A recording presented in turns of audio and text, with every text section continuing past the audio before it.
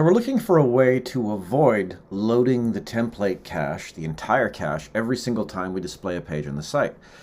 And what we're really talking about is setting configurations, because I want to set the configuration such that once I have this template set, I never want to load it again until the application restarts or I issue a command that says load the template cache again for whatever reason. So in order to do that, we effectively need to set up some kind of application-wide configuration setting. Now, a very common method of doing this in other programming languages, unfortunately it's common, it shouldn't be, is to use global variables, to have variables that are available to every part of the application at all times, no matter what. Well, we're going to use a slightly better approach. I'm going to do that by creating a new package. So I'm going to go to Package, and the reason I'll tell you why I'm creating this in its own package in a moment. I want to create a new folder, and I'm going to call that config, C-O-N-F-I-G, and inside of that I'll create a new Go file, and I'll just call that config.go. So it creates a new package, and the reason I'm going to create a package here is this configuration file might be accessed from any part of my application. And I'm going to be very careful to ensure that this configuration file doesn't import anything other than what it absolutely has to. What I'm trying to avoid is having my application set up such that packages import from each other all over the place without regard to any kind of logic whatsoever. And the danger of doing that is you're going to run into something called an import cycle, and your app will not compile.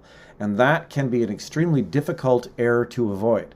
So what I'm going to make sure here is that this package is imported where it needs to be by other parts of the application. So config is imported by other parts of the application, but it doesn't import anything else from the application itself. It only uses things that are built into the standard library. And this will help me avoid that kind of problem. So what am I going to do here? This is going to consist of a single struct. It's a type, actually.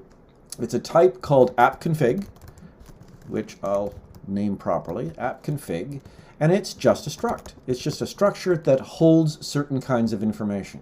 And right now, all I want to put in there is my template cache. So I'll call it template cache, and I gave it a capital letter as the beginning part of the name so that it's visible. And it's of type, exactly the type that we have for our template cache. It's a map of string for the index, and the content of each entry is a pointer to a template.template. And there it is. So now I've created this. Now because this is something that should be commented, let's give it a comment.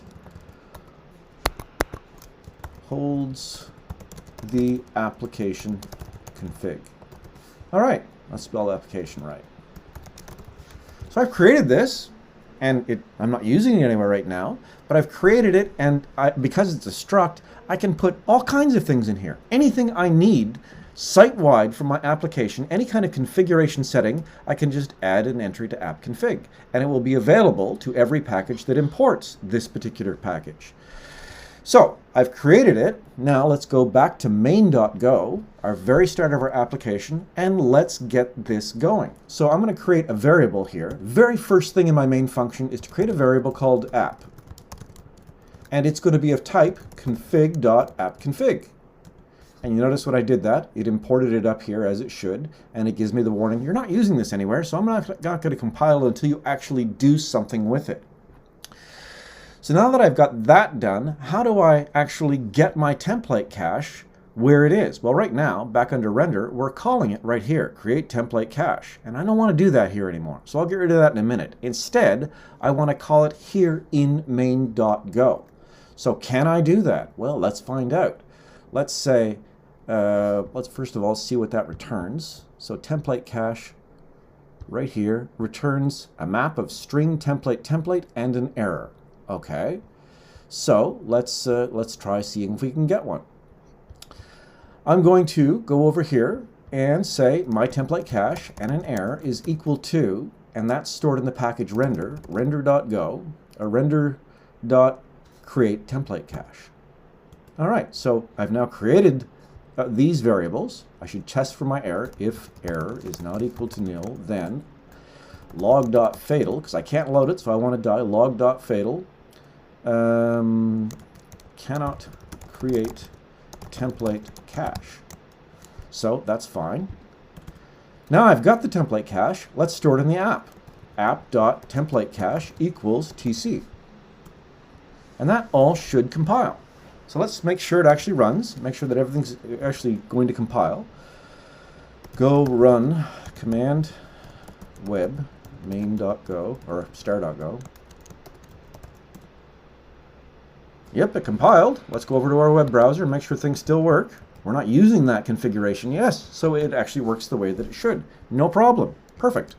So I've created that template cache. I've stored it in my application. Now I want to use what's stored in this application, this site-wide config.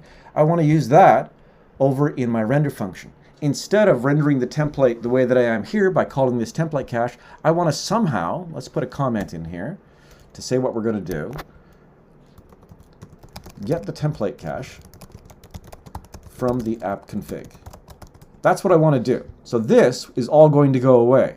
And then the rest of it will stay pretty much the same. I just don't want to create the template cache every single time I do this.